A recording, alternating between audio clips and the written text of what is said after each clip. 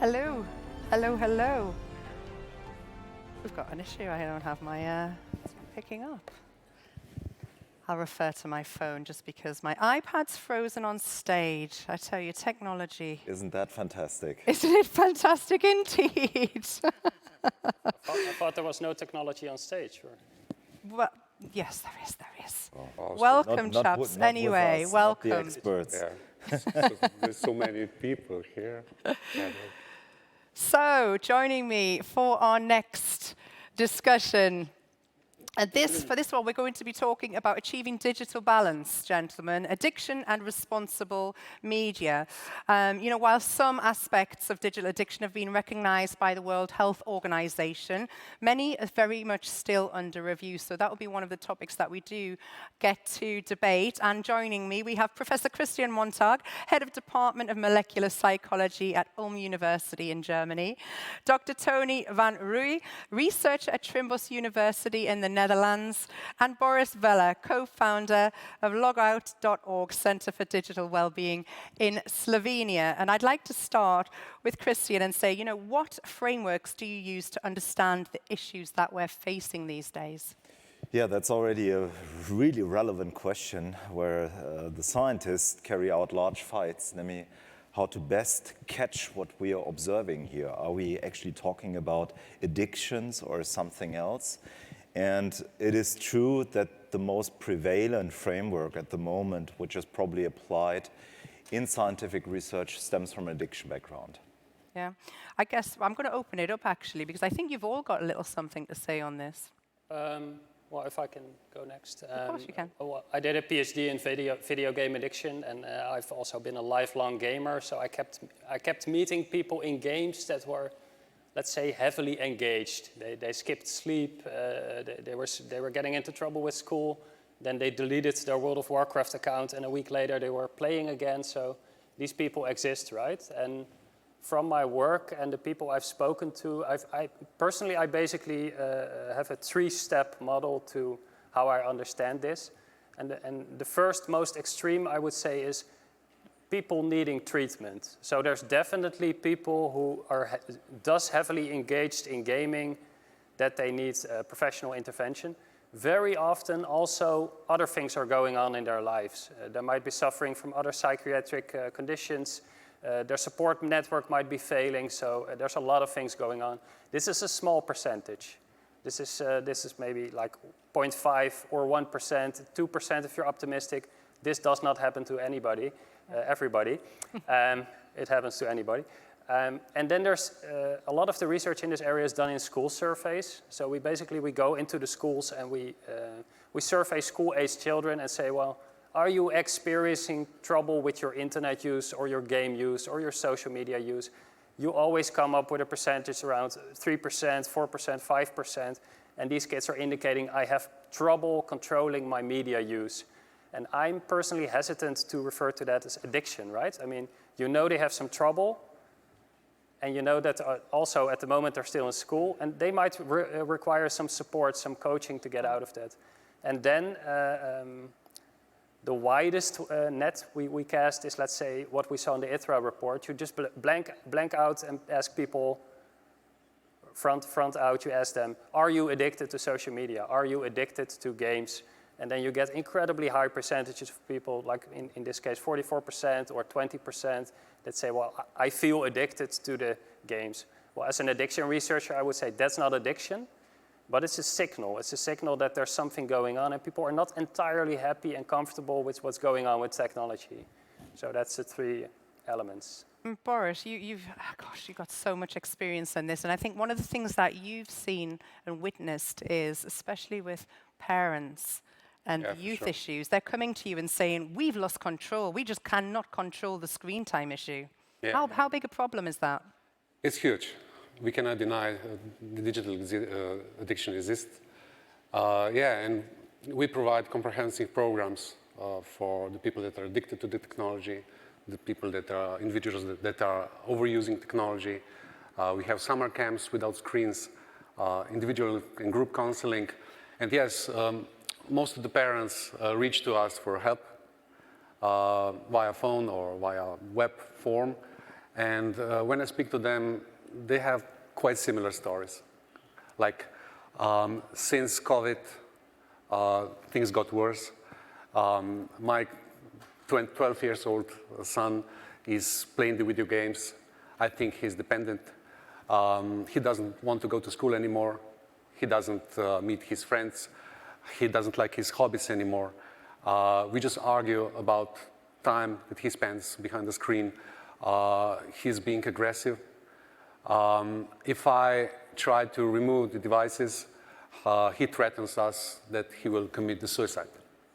And we have numerous calls like this on a daily basis. And first thing that we tell to those parents is that we hear them, that they are not alone, that this is a common thing today. They ask themselves, am I a good father? Am I a good mother? We'll tell them that they definitely love their kids and that they came to the right place. But this is going to be a process. What support, and I guess, Christian, I can bring you in this as well a little bit, what needs to be done in terms of treatment availability moving forwards? Yeah. Perhaps let's iterate on one thought, and I'll come back to your question in a second. I think what we heard, what is really important, aside from this question, is it an addiction or not, is functional impairment. And that's what you both tackled. And I think this is perhaps also the most important criteria, what we have to observe in order not to over-pathologize everyday life behavior, to see is there really a problem. And then we can also talk about help, so what can be done. And what we see in the field, what mainly works is cognitive behavioral therapy. So that's a good approach, which has been successful also in other areas to treat psychiatric disorders. What we see related to gaming disorder, which is acknowledged, as you said, by the World Health Organization as a bona fide disorder, is that we see with a lot of those who are afflicted that they have low self-esteem, and that they try to get this self-esteem via success in online worlds, in video games, and a lot of therapeutical interventions try to improve self-esteem of these patients by finding talents, supporting talents of people, and also carving out where the patients have been successful early in life. Is it fair to say that, sometimes people are hiding behind the screens from something completely unrelated? I think this, we heard this already, that for a lot of people, gaming or overusing other technology is a coping mechanism in the beginning. And then this coping mechanism can get something different. Sure, well, I absolutely agree with, and I have an additional thought, and that is whether or not it's an addiction or a disorder, we can argue about that. There's definitely people suffering who need treatment, but the label should stay in the treatment room. So you get into some trouble if you start going into schools and referring to people as, oh, you're gaming 3 hours, then you're addicted, right? And then you go into the wider area of how are we dealing with screen use in the schools, and how can we coach and assist people in dealing with the screen use. And if you go before treatment, you have prevention or preventive intervention. And what they do in the Netherlands is, for example, there's you have 4 motivational interviewing sessions, and a prevention worker just comes into the school and has talks with these kids. So basically just talking with them, and I suspect it's pretty similar to the stuff you guys are doing, but those just being heard and saying, why are you gaming so much? What are you getting out of it? What is it costing you? Is it still fulfilling? Do you want to quit, or are you unable? Can we help you? So those types of things can be really helpful. You've been involved in policy making. What is the role of companies? What do we expect from the governments? And I guess, what's the role of the end user? It's a big question. It was on the table this morning. I'm schooled as a public health researcher, right? So if you take our big questions in public health research, like tobacco, we have a long history, alcohol management, we have a long history, then all those researchers are going to tell you it's not just the end user, it's the system. So the big wins generally are restriction of advertising, restriction of product, and restriction of availability basically in general. Those types of price measures are also a big one. So those types of things, the big wins. My point is, it's not just the user, but also the user. How do we make the technology, and how can it be designed to be more mental health friendly, I guess? Yes. Boris? We at Logout are, with our work and mission, we are building bridges between parents and kids, coaching parents to learn new strategies and to understand technology and the world that is so important to the young people. And we are supporting young people, their activities, and trying to balance their life. But we have limited capacities. So one thing when I think of, I always try to look from the perspective of minorities, and there are the people that we cannot reach, that don't reach for help, they don't seek help, how to reach them. There are people that cannot, we were talking about the balanced use of media and technology, but there are some people that do not self-control them. They need help, and I think there's a big opportunity for technology to help and support us here. But how can this be achieved? The companies that develop engaging apps, which are addictive, should build them like mental health friendly by design. So at the very beginning, they should ask themselves, what will this cause to the end user?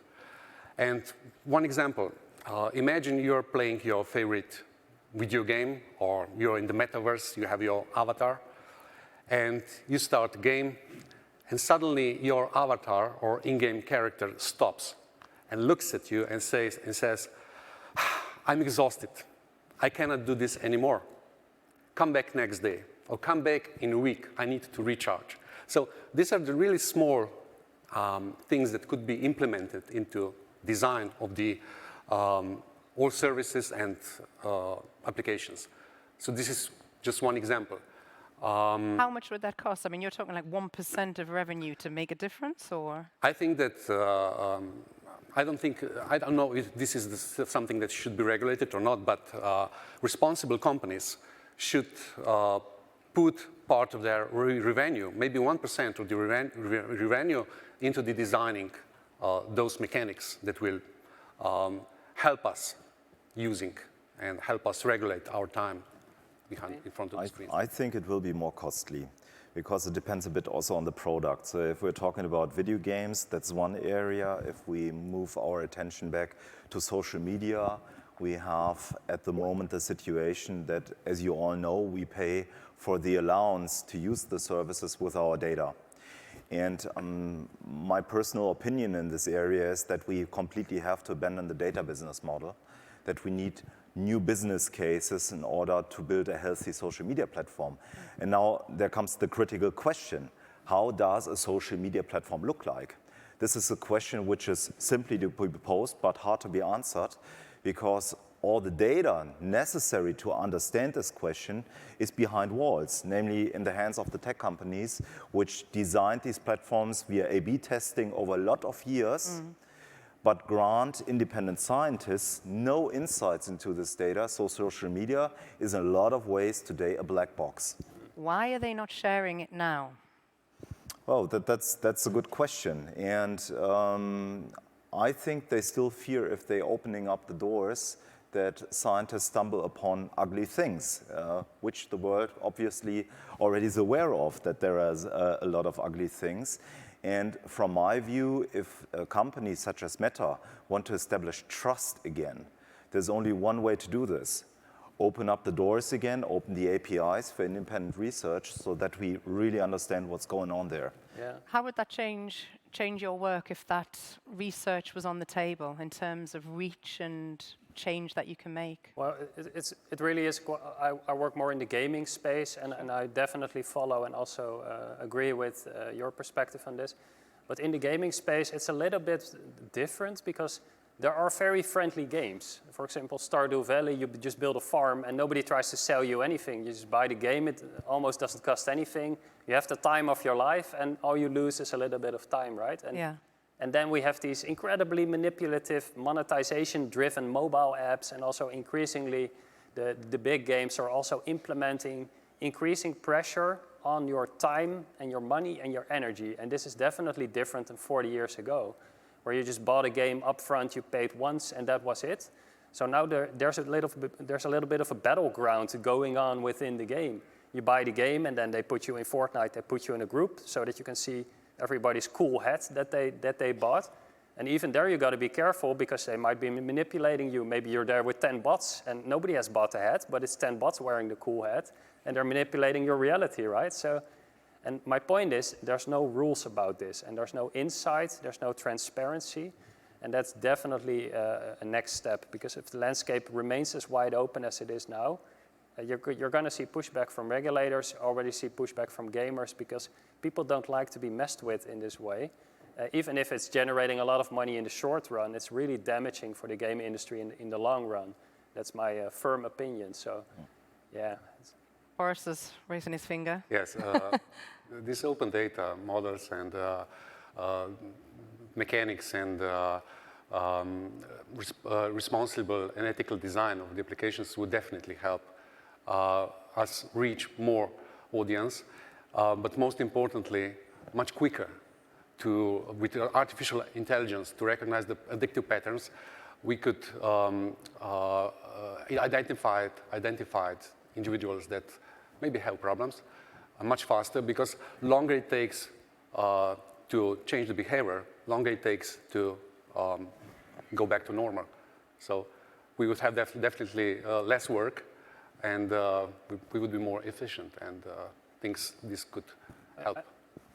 Christian, how transformative has it been the last 2 years? You know, it was a question I asked on the last panel was, you know, what trends have we seen? You know, what do you think is here to stay, and what do you think is going to go? Yeah, first of all, we have seen that online time skyrocketed. That's not a surprise, I guess, because we all relied on a lot of digital tools to keep up the communication, to do our work in everyday life. We not only have to talk about social media and video games, we have all these video conference tools which we're using, and even discussing here negative side effects such as video conference fatigue. Also lowering productivity if you're hopping from one room in the next one, and you're getting nothing done because the work is piling up, right? So what is here to stay? I mean, what is here to stay is clearly depends on the area, what we touch upon.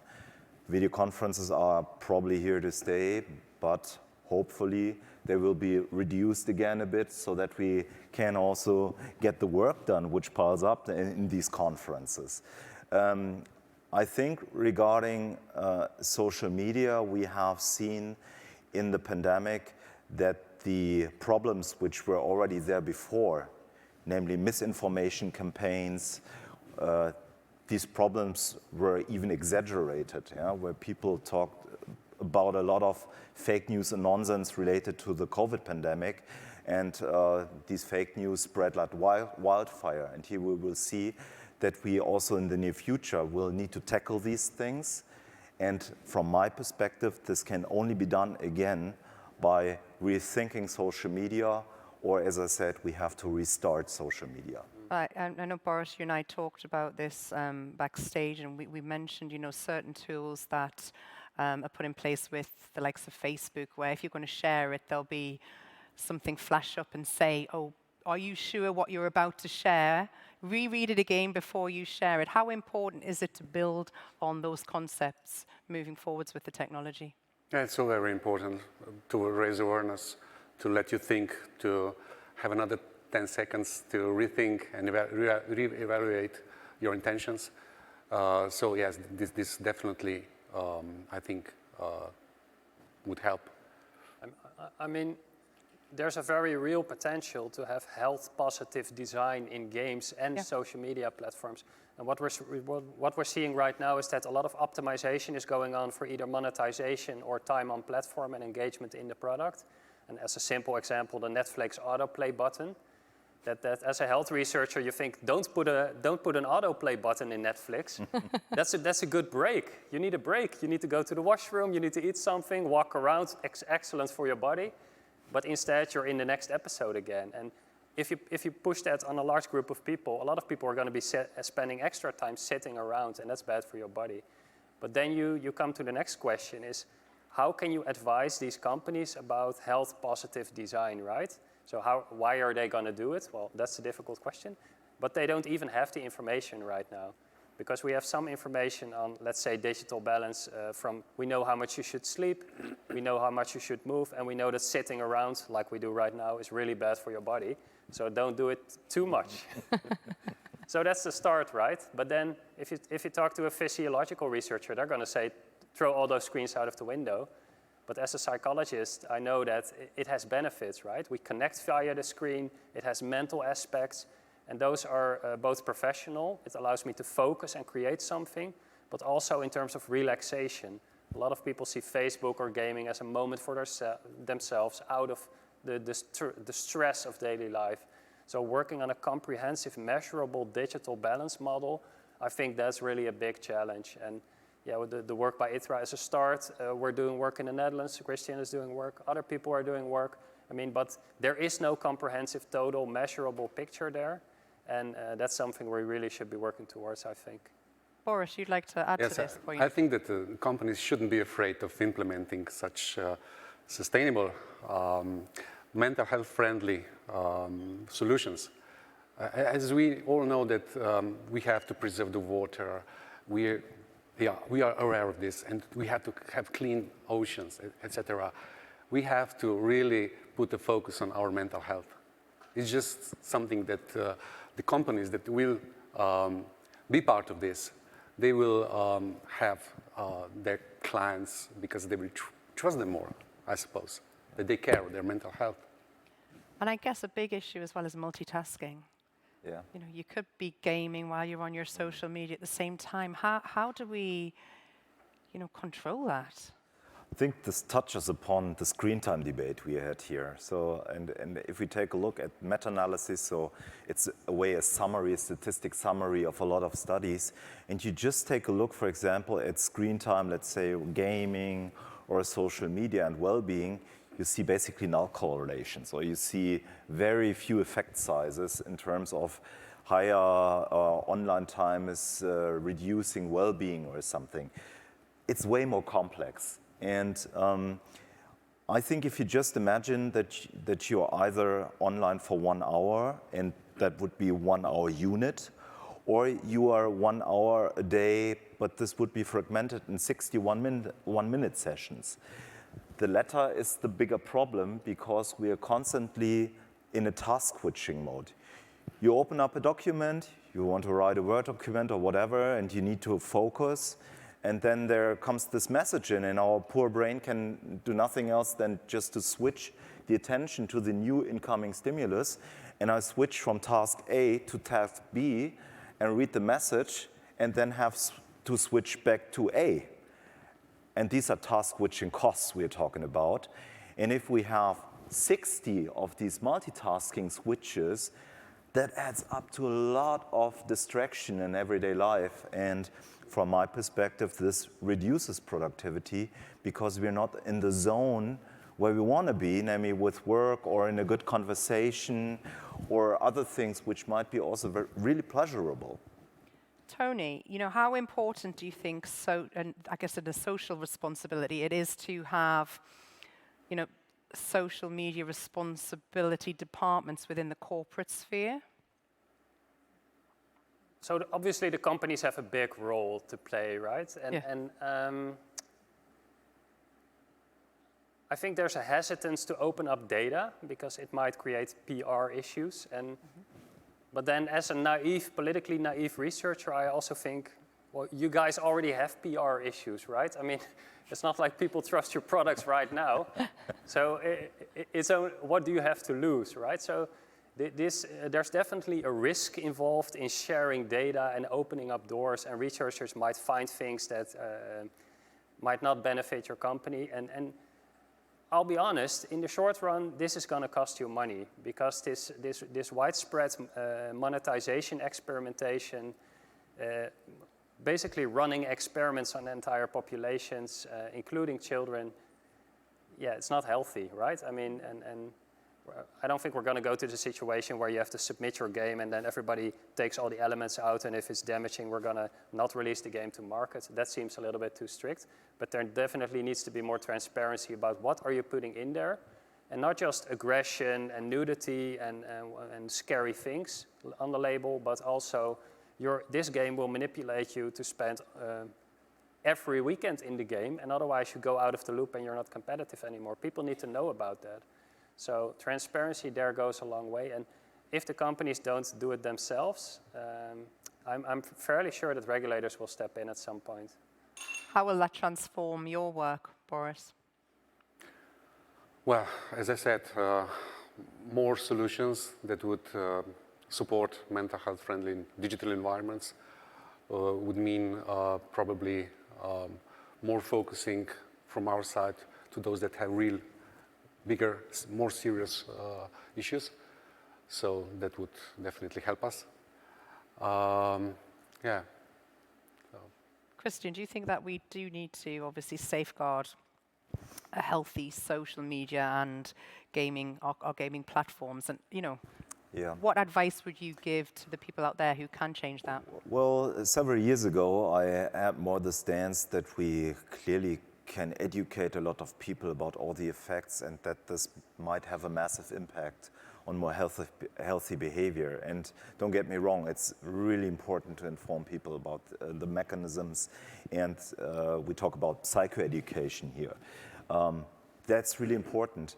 But this alone will not be sufficient, because we are talking about habits which have been learned over many years, and we know that behavior change is really difficult, and it's also really difficult to change one's own personality. And it's not happening from today to tomorrow or in 1 year that a low conscientious person has a super strong willpower in 2 years.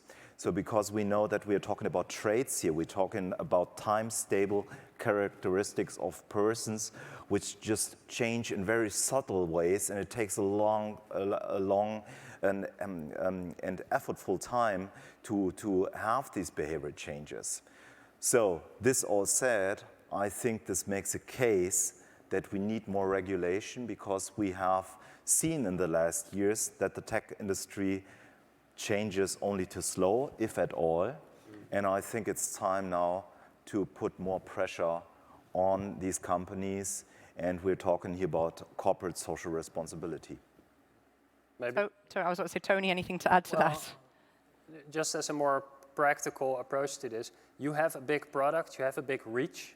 Increasingly, there's a large number of people in your product. Then there's vulnerable people in your product as well, and you need a mature response to that. So you need adequate detection of these vulnerable people. And if you're pushing them to spend money, then you also need to be setting boundaries, right? Not for everybody maybe, but for the small group of vulnerable people in your product. And children are the most obvious example. Everybody wants to protect children, and they're relatively easy to detect, even though the current age gating is completely useless. They just ask you, how old are you? And I say 400 years old, and then you're good to go. So yeah, we have some work to do in that area, obviously, but yeah, the detection, again, ties into the transparency, but this is something companies can start working on tomorrow, and some are, but not on a scale that's large enough. Tony, Boris, and Christian, thank you so much. Ladies and gentlemen, please put your hands together for our panel.